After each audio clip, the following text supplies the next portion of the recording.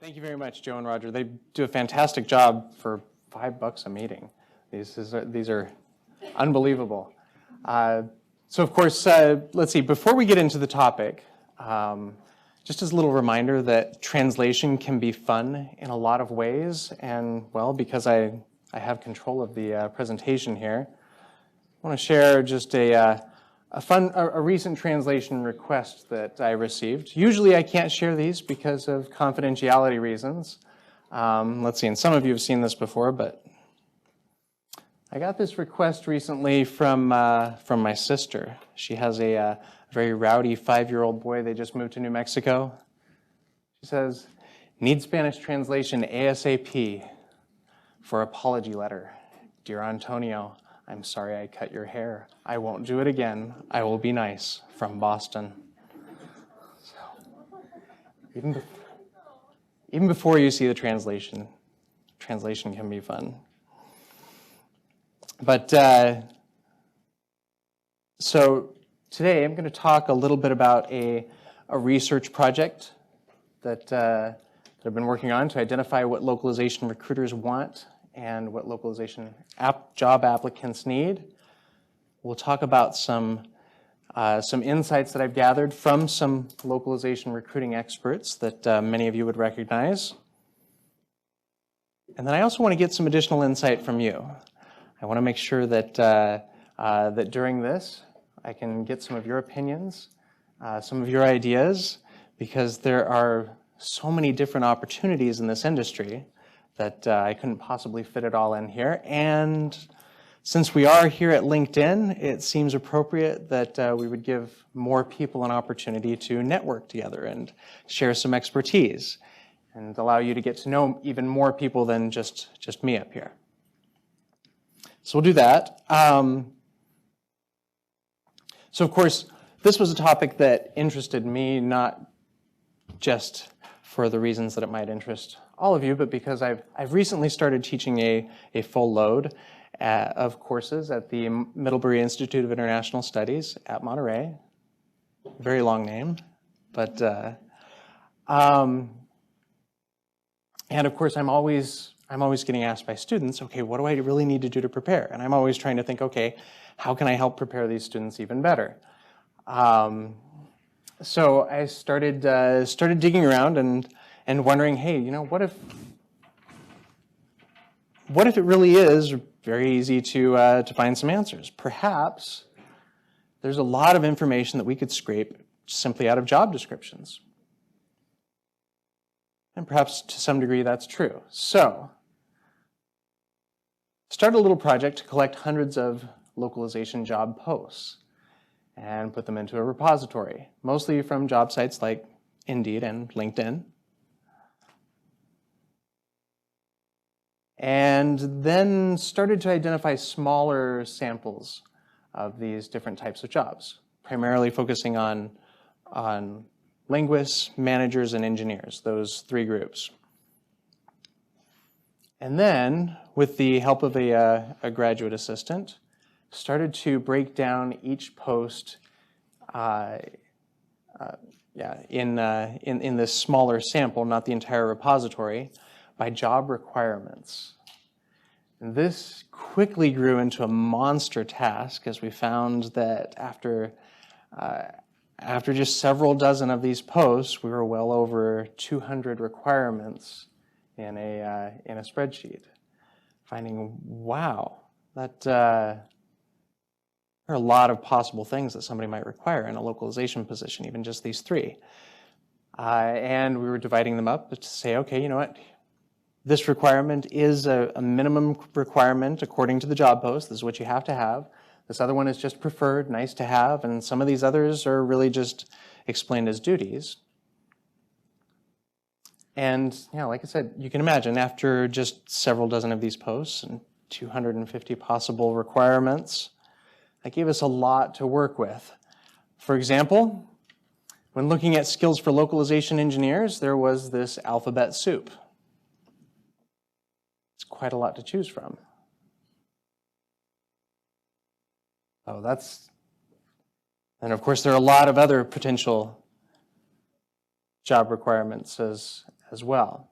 So we took 2 more steps to kind of simplify things and begin collecting usable information before we were able to go through the hundreds of job descriptions. We started to identify patterns and statistics from the sample set, and then just double checking, sanity checking those with the other job posts in the repository. And so with that, we've been able to start to gather at least some statistics that might be useful. And I want to throw those out to you, get your reactions, and share some reactions of other localizers. So for example, I showed you that alphabet soup of skills that might be required for a localization engineering job. And from there, we found that the most required skills included Java, XML, Perl. A lot of the ones that you would perhaps expect, maybe some that you wouldn't. How many localization engineers do we have in here? Okay, all right. And, you know, there are a lot of options here. As a localization engineer, are you using all of these skills regularly? Probably not. How many of these might be required for your particular position? What would you say? Maybe a couple? Personally, 7. 7 up there. 7 of them? Okay, quite a few. Very good. For some other positions, less. Okay. Very good. Very good. So, you know, there are a lot of different possibilities, a lot of different options. And let's see. You know what? I want to show you, I want to reveal to you some of the top requirements, the top job requirements for these 3 groups that we were looking at: linguists, localization managers, and engineers. But I'm interested to hear what you might think they are. And I want to give you all an opportunity to network a little bit. So I want everybody to take just one quick little moment, turn to somebody near you who you do not know. Turn to somebody you did not come with, and just speculate. What do you think might be a couple of the top required skills or experiences, types of experience that might be required for a localization linguist job, localization manager job, and a localization engineering job? Okay? Turn to somebody, just speculate. What do you think might be at the top of that list? What do you regularly see?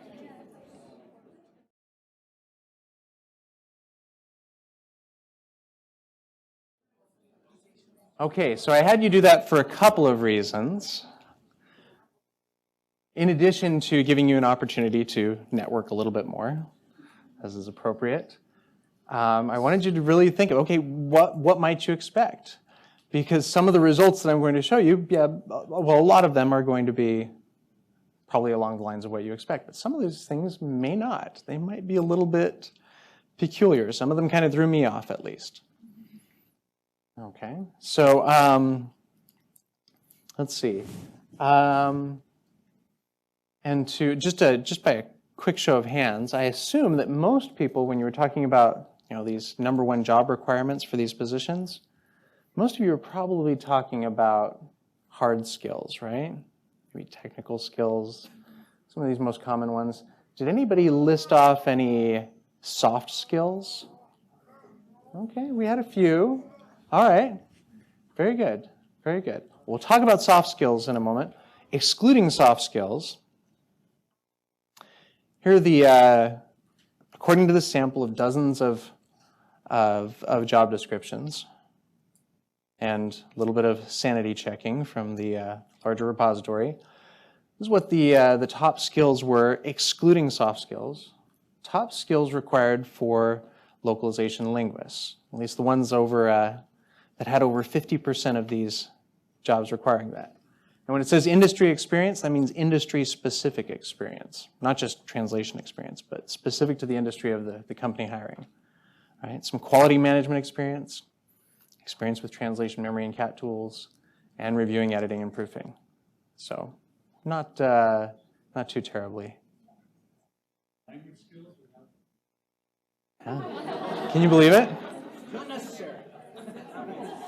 Kind of interesting, huh? Yeah. So that's why I had you bring that up. That's why I had you talk about that.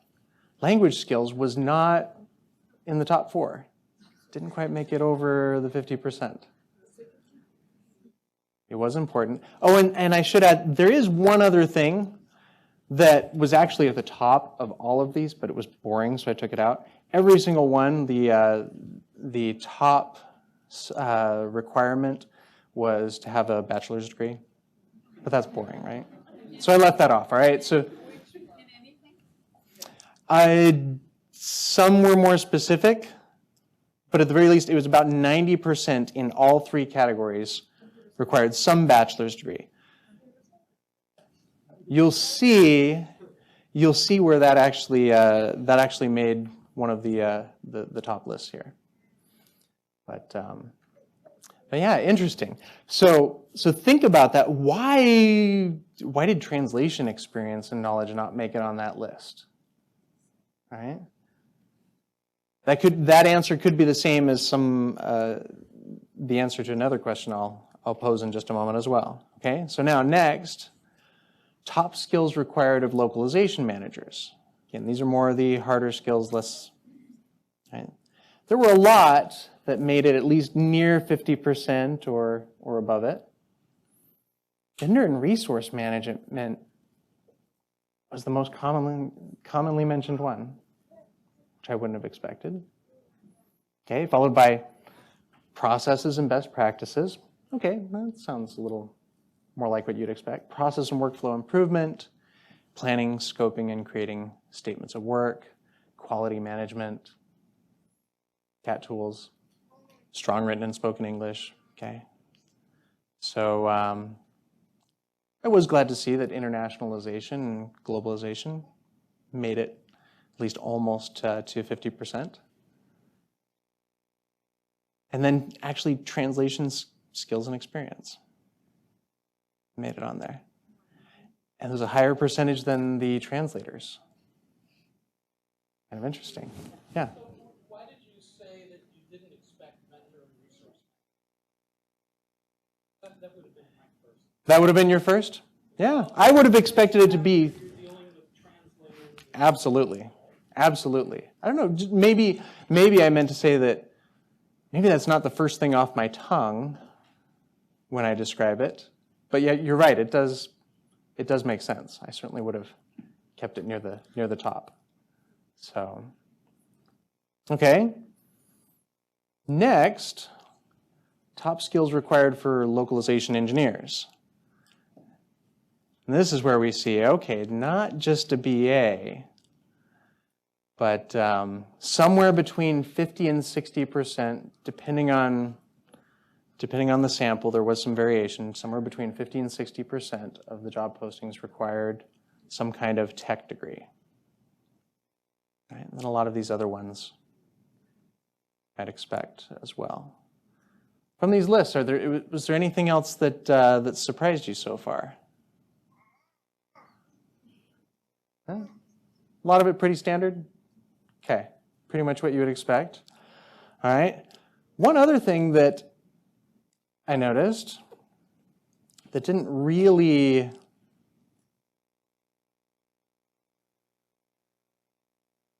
make it on the list, or one thing that kind of surprised me, is when you look at requirements for knowledge of translation memory, CAT tools, TMSs, and even specifically Trados and World Server. I was kind of surprised. I thought that, for example, for a localization manager, I thought that would break above 50%. But it didn't. I speculated on that and I thought, well, you know, since I was pulling these jobs from LinkedIn and Indeed, I knew that it was not only very US-centric, but it was actually perhaps a little bit more client-side heavy than vendor-side heavy. It definitely was. And I wondered, well, let's see, would, on the vendor side, if we were to include more of those, would that actually raise the percentage? And so grabbed a bigger sample of vendor-side localization manager job postings, and it didn't. It didn't. It was interesting. Or at least it didn't when you added job postings from the larger companies. It did if you added job postings from the smaller companies. Yeah. Till the end, or? Oh, go ahead and ask some questions right now, and I'll. Okay, one question. When you search for the jobs, did you search on English terms only? Yes. So it was all admittedly very, very U.S. centric. Okay, so that's, it wasn't that these sites, including LinkedIn, didn't have jobs in other countries, that they posted them in other languages and you didn't pick them up? Correct. Correct. Yeah, so to clarify, yes, you can find jobs in other countries on LinkedIn. I'm not trying to limit LinkedIn's capabilities. So, all right. But yeah, wondering why that is. Okay, so let's put that thought on hold for just a moment. Now let's talk about the soft skills that are in demand for each role. There were a lot of soft skills that appeared on many different types of jobs. And let's see, I'm going to give you a chance to network. Some of you already did discuss some of these soft skills. These are the things that we're not talking about, okay, knowing a particular tool. We're talking about having a particular quality or habit or ability that you use in everyday work. Soft, mushy stuff. We're going to take a shorter time right now, but go ahead and turn to that same person you were talking with and speculate, okay, what do you think might be the most important soft skills that would be required for a linguist, a manager, and an engineer? Okay, go ahead and turn to that person again and see what you come up with.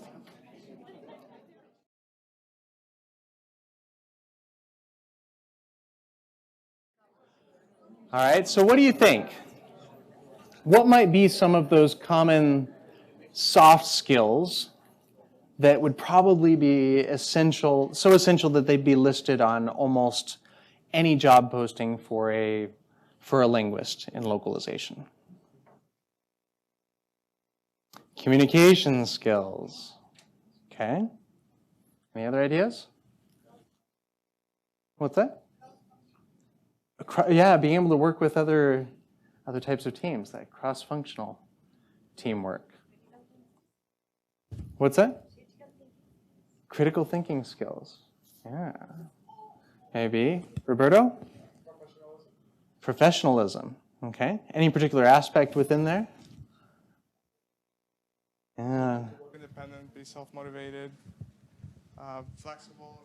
So all of them. You think all of those will probably be near the top? You know what, actually? He's pretty close. If you look at that list, as well as communication skills is right there below them.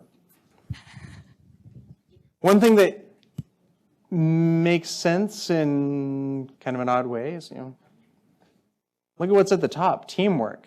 Don't most people usually become translators because they want to work alone? Not have everybody bothering them? Maybe that's why it's at the top. People have learned, okay, we need to require somebody to have good teamwork skills. Okay, and again, yeah, working with global teams.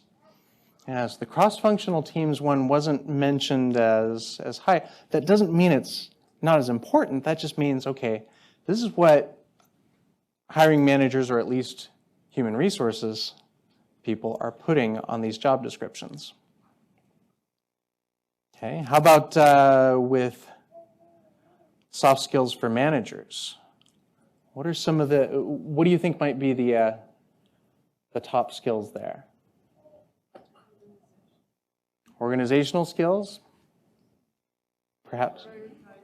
What's that? Teamwork again? Communication? Prioritization? Ooh, that's slave driver. There's does that still count as a soft skill? What's that? Time management. Okay. We should probably be placing wagers here. That'd be. Okay. Well, here's the big reveal. Communication skills comes out on top, way on top. And then they're always asking project managers to be fast, work in a fast-paced environment. By the way, one of my favorite resumes that I ever received from an applicant talked about how he wanted to work in a fast-paced environment, spelled P-A-S-T-E. And but I wasn't running a glue factory at the time, so I didn't hire him. But yeah, okay. So some of the same things, a lot of that attention to detail, working independently, being able to solve problems, a lot of that professionalism stuff that Roberto was mentioning back there. All right. Now the last one. What about engineers? Do engineers need soft skills? Do they have soft skills?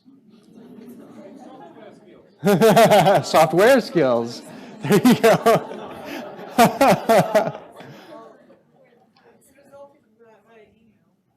What's that? Everything's resolved by email. Everything's resolved by email. That's okay. What do you think might be on here? Teamwork? You think people are bold enough to ask engineers to be team players? You know some very optimistic people in HR, don't you? Okay, this list, it's a much shorter list, and I had to dig down to the 25%, whereas all the others were near 50% minimum. So yeah, only 3 made it above 50% there. Problem solving, troubleshooting, communication skills, and yeah, some people were asking for a lot of teamwork. Okay. So collected all this information. We found out what, based on this repository that we collected and at least the samples from it, what were the most requested skills, hard and soft. Now here's a question. Is this fluff? Do the companies really mean it when they put this on the job descriptions? All right. How many in here have created job descriptions before? Quick raise of hands. Okay. How often did you really mean it when you created that job description? How often did you really think about it? Hopefully more often than not. Maybe more realistically, we meant it the first couple times we created a job description, and then after that it was, okay, let's find a template and get this over with. Maybe. Okay.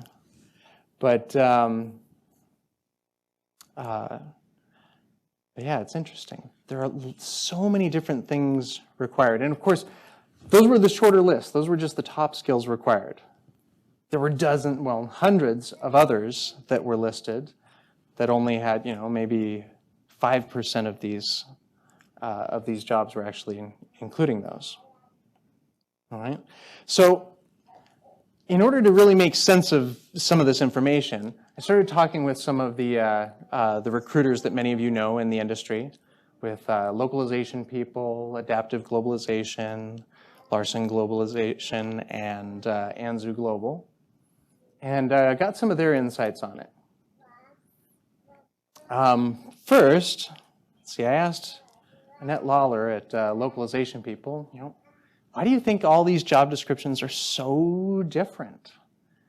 She said, well, maybe it's not like that in every industry. She actually pushed for saying, well, maybe our industry should try to standardize in some other ways, create some standard certifications. Right now, we don't really have a whole lot of those or standard career paths, and not even job titles are very standard.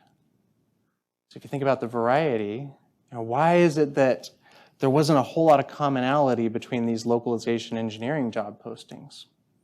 Right? How do you define a localization engineer? What is a localization engineer's job set? You can probably think of a wide variety of localization engineers. Some localization engineers are really full programmers and developers developing localization tools. I have a friend who's a localization engineer who doesn't really do any engineering. He's really a localization community manager. And then there are a lot of localization engineers in between. So, a lot of these, we get very free and flexible with these titles. So sometimes it can be tough to say, okay, what do I really need as an applicant? What do I really need to be a great candidate for a localization engineering position? It depends. Right? Mike Klinger at Anzu Global said that a lot of this often has to do with a disconnect between hiring managers and HR. Sometimes the hiring manager who's really going to be making the decision and interviewing the candidates doesn't actually write the job description. Sometimes it's HR. They're just using templates. Perhaps they're required to even include some things, some of those soft skills in particular, because the HR department has decided that we need only people who are, have attention to detail and can work in a flexible, fast-paced environment. And it just becomes this template this boilerplate that's reused over and over again. And so he said, that's where these connections become all the more important. That's why, although most, although a lot of jobs can be filled by posting on LinkedIn, every once in a while, recruiters are not, these headhunters aren't completely out of business because sometimes there needs to be an additional human connection there. He mentioned some examples of how there are going to be he places plenty of people whose resumes may not exactly match what's there. But if he has that personal connection, or if the candidate gets that personal connection, perhaps by attending an IMUG event or connecting on LinkedIn with the hiring manager, you can sometimes overcome that. So, gets you to start thinking, okay, so how accurate, how useful are these job descriptions? How much should we trust them? Okay. Edmund Blogg, who works at Adaptive Globalization, he said, for some reason in our industry, and he's done some recruiting for some other industries as well, for some reason in our industry, maybe we have this tendency to fear that the industry is too small, and we need to make sure that we get a lot of applications in. Is there that tendency, perhaps? So he says, sometimes companies who are trying to hire, they'll just be way too broad in their job descriptions. They'll say, okay, localization background is a plus, when in reality, they're not going to look at any resume of someone who doesn't have localization experience. Or they'll say, as it shows here, candidates should know this tool or that tool or that tool or that tool, A, B, C, or D. When in reality, the company's only looking for somebody, they'll only hire somebody who knows tool A. No. Rhetorically, is there that tendency? When you've created a job description, are you creating those problems for yourself where you then have to filter through so many applicants just so you can feel like you've made a better decision? Instead of having only the 2 perfect applicants, submit their resumes, you say, okay, great. I was able to weed through 100 applicants. I know we got the best.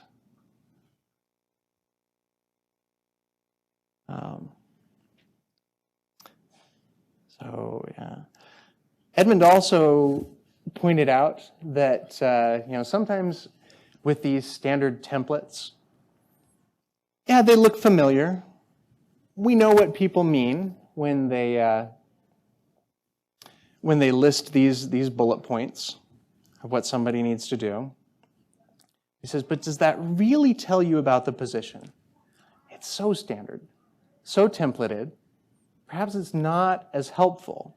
He suggested that perhaps this a post like this one for a localization position at Uber might be even more helpful. Right? Let's get a taste of that. Do we have, is anybody willing to volunteer to read through that? It's kind of a different take, a different approach to a job description. Anybody bold enough to read it? Thank you. Oh, let's see, we'll get a microphone over there for you too. Thanks. In this role, you'll work closely with our product, brand, and operations teams to stay ahead of translating content for launches and marketing initiatives. When you're not occupied with new translation requests, you'll be scouring our apps and websites, looking for ways to improve our already translated content across all of the languages we support. Interested candidates should have a proven track record of quality translation management experience, a passion for Uber's vision and mission, and an attention to detail to catch the nuances of language that make all the difference in conveying our message at a local level. Okay. Have you read many job postings like that? Kind of different. Certainly gives you a different feel for things. Edmund argues that, and makes a good point, that maybe that does give you a different feel for the job. Maybe you can say, okay, maybe I can see myself in that, or maybe I can't. I don't know. It certainly helps me to imagine better what it might be like to work there. But yeah.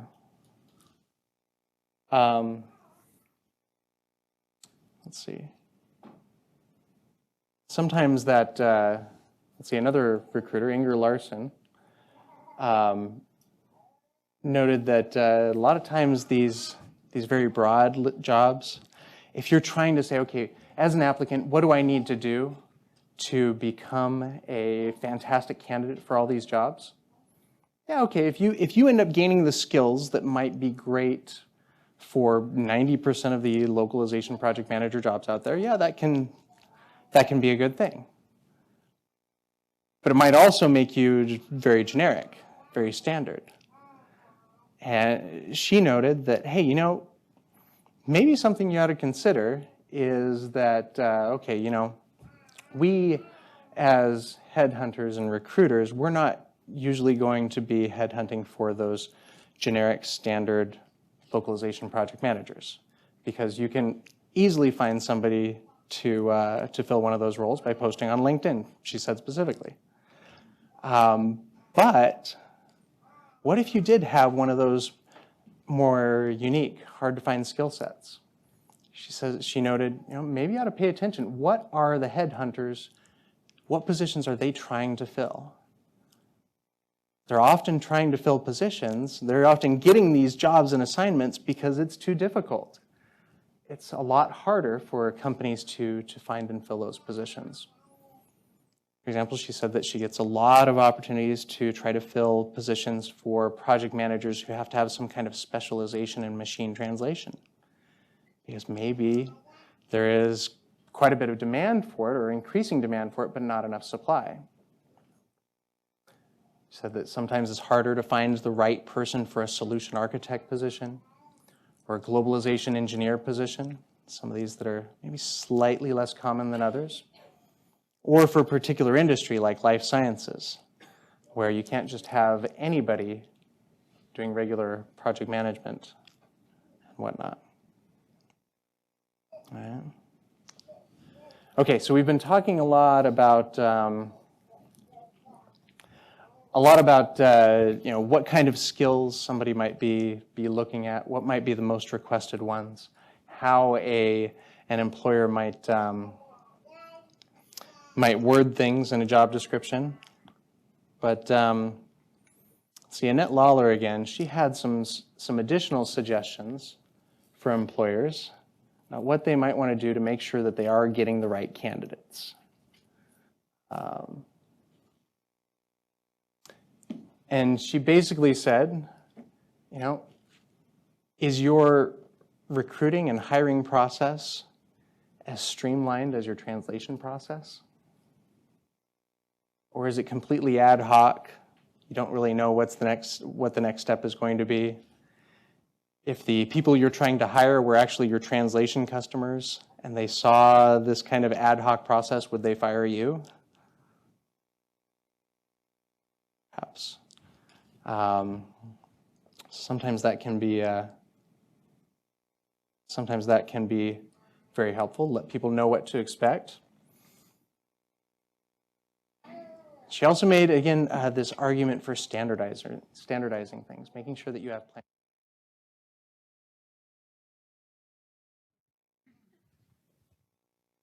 Okay, so she also made this argument for standardizing things a little bit more, certainly within your company, so that you might give new entrants into the field a little bit more of a possible career path.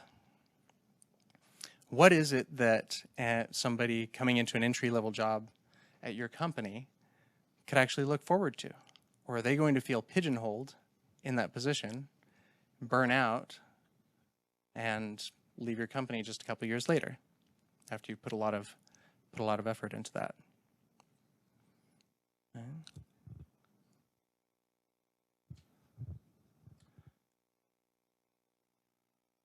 On the topic of what employers can do as well,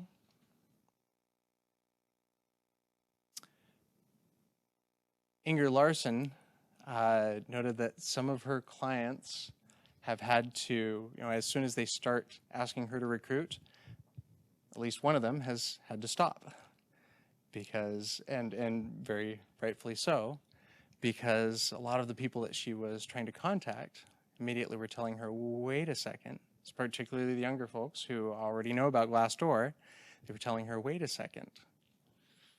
I don't know if the job sounds interesting until you tell me what the company is. And I look them up and their rating is terrible. So, a lot of our companies, we pay a lot of attention to how our online presence looks for customers. How does it look to potential employees as well? And so she said that this particular company she was describing that will remain nameless. Why do I see some smirks from some people? You're probably guessing who it might be. But yeah, she said that they stopped. They put a lot of their hiring on hold, and they've been trying since then to, since very recently, to improve their image a little bit internally, help their employees feel a little bit happier. But yeah, very good. What are,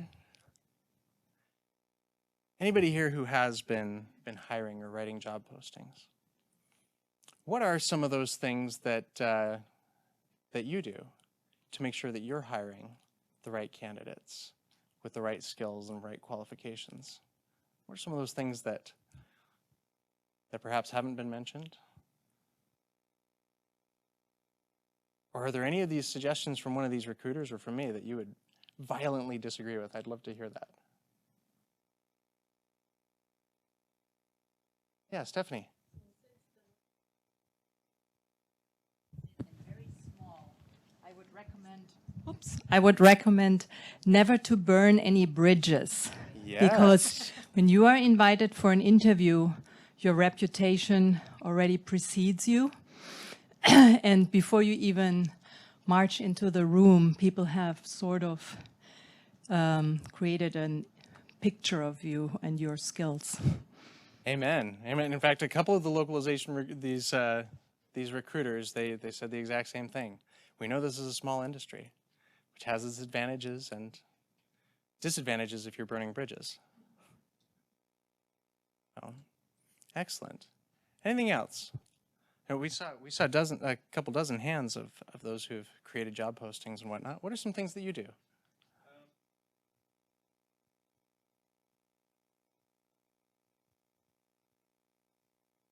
Pretty much, I'm sorry.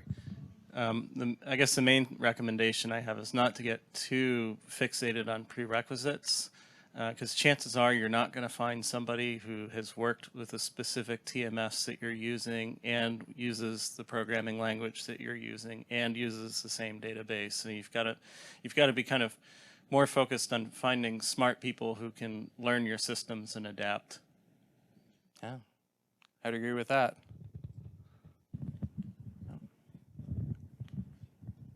Any other tips or advice? What's worked for you?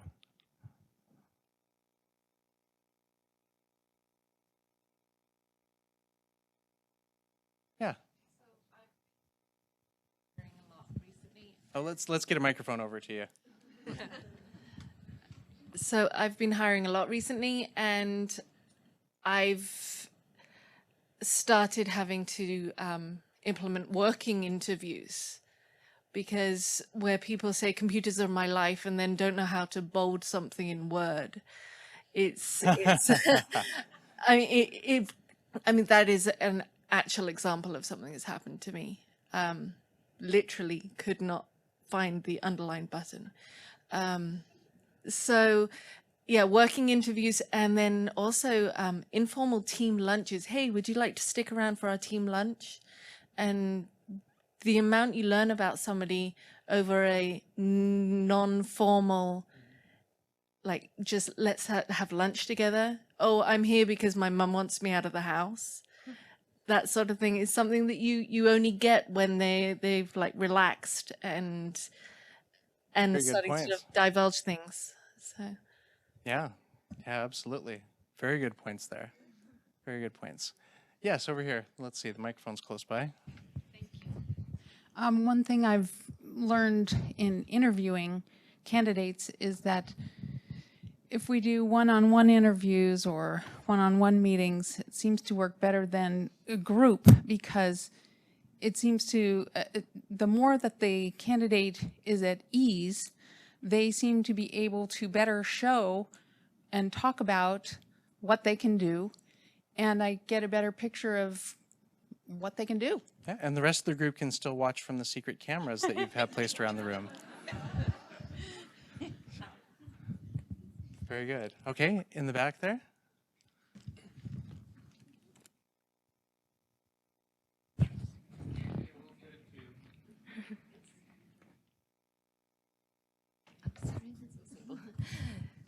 Still about interviews, have backstories ready, stories of your past experiences, failures and successes, because some interviews will be based on your previous experiences. And it doesn't matter if they are not professional experiences, they can be, and sometimes it's better if they are personal experiences of how you succeeded with a group when you were younger, or at a family situation that you had to solve. So this is a tip that I would. Yeah, certainly coming prepared with, some kind of answer to what is your greatest weakness, other than saying, okay, my greatest weakness is that I'm too awesome. Just reading something where somebody said that it must be my greatest weakness because every time I mention it, then the interview ends and I don't get the job. But, yes. Okay, so this is probably a little off topic, I'm not sure. But the one thing that I noticed is these candidates need to have diversity in their own language that they speak, or they're trying to localize. I could tell you So from my... you're talking about specifically for the linguists. And a linguist or anything, because I believe, translators, we can translate, I guess, more literal words. But what about those slang words? What about a different city you go to that you speak the same language, but it's in a different way of speaking it? I think you should be able to have that adaptability to understand what it is, because you are training something that is artificially made by us. You need to make it so it can understand us. And I think that one thing that I learned in a project that I did is if you don't have that, you are only as good as what you're going to deliver. And I think, if you have that quality, put it out there, because that's how good your product is going to be at the end. Very good. Very good. Helpful tips for both sides there, both applicants and employers. Okay. Yes, in the back there.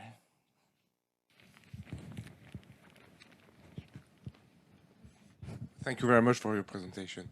You talk a lot of localization engineering, Can you talk about internationalization engineering, I-18? Yeah, as far as hiring for that, yeah, that's one thing I didn't specifically search for. As far as those positions go, I was looking for more, as far as the research goes, I was looking for just some of the more common jobs. I would love to expand this into looking for more localization engineers. I just wish that people were hiring, internationalization engineers. I just wish that people were hiring more internationalization engineers. Heaven knows that companies need them. Because we are talking different jobs. When you are talking about actually localization engineer and internationalization engineer, it's not the same job. Yeah, exactly. It's preparation that happens beforehand. And so, and sometimes, again, the definition of a localization engineer is so flexible that sometimes a localization engineer position also includes internationalization engineering. And internationalization should come before localization. Yep, absolutely, absolutely.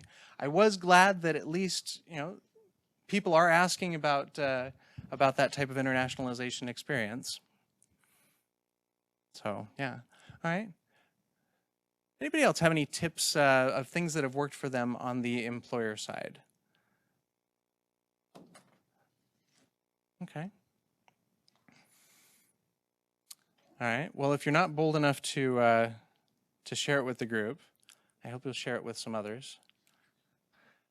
As we wrap this up, I hope you'll be able to, perhaps you'll be bold enough to share with the person next to you, maybe something that you totally disagreed with at me. Maybe, hopefully, you'll tell me as well. But if you're sharing these ideas and sharing helpful information, that's genuine networking, not this cynical, honest networking that we have here. And I do love that in general, our industry is very good about genuine networking, not this kind of fake networking. And I hope we'll keep that up. But yeah, just a reminder, that's not real networking. Because real networking, genuine networking is not all about us. It's helpful, whether it's in person here at the IMUG events or online on LinkedIn or whatever that may be. Tex.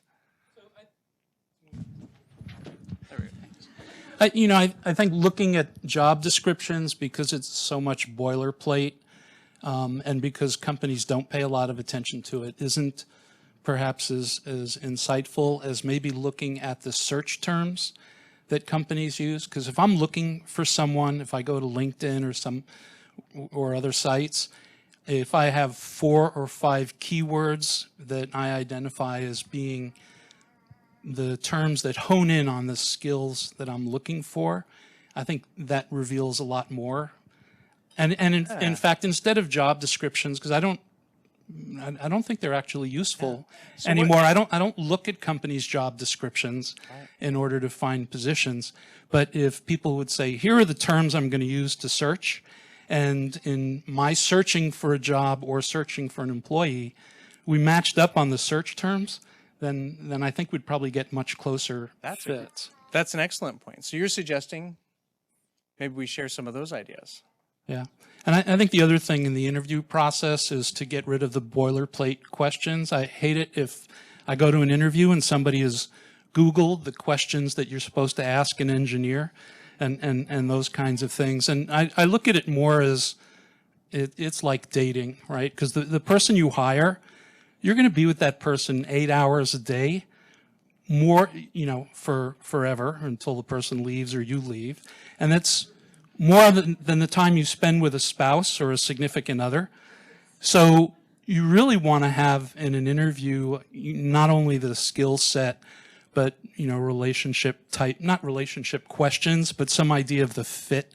Exactly. So exactly. I think you need to cover a lot of ground, not just the technical questions. You want to establish that, but you want to also ask unusual questions that are on track, but not the template questions, because people come with prepared answers for where they want to be in 5 years and exactly your weakness and the like. And when I was talking recently to Mike Klinger, who we quoted here, let's see, I guess he can take that one. Yeah. Yeah, he mentioned, so how do you actually find out if somebody has these soft skills. Yeah, you need to ask these questions where you find out, okay, are they really a good fit and whatnot. But yeah, I'm hoping that, let's see, if we're not connected on LinkedIn, let's connect. So then later on, I can actually send messages out to all of you with some follow-up surveys, because I want to continue this work and dig deeper into the things like what Tex was mentioning. Because yeah, clearly there's some useful information that can be gathered from job descriptions, but it's limited. It's limited. And there's much more that we could find out based on asking directly these hiring managers, okay, exactly what are you looking for that's not in the job description? Or, fantastic question that Tex was asking, what are the search terms you use when you're searching through LinkedIn profiles? And we can collect that. So feel free to connect with me if you don't mind me spamming you a little bit about the survey. And then, of course, I'll be happy to provide you with the information that is collected, and hopefully we can help each other out, whether we're employers or applicants, so that we can help everybody find positions that are a great fit, helping every company, and yeah, having lots more fun in the industry. But yeah, continue to network, not like the chickens, but network. And maybe share some more of these ideas. But hey, thank you for your time. And again, hey, thanks to Joe and Roger for putting this together, and for LinkedIn for hosting. It's great to be with you guys. If you have any more questions, I'm happy to answer those one-on-one. Right? Thank you.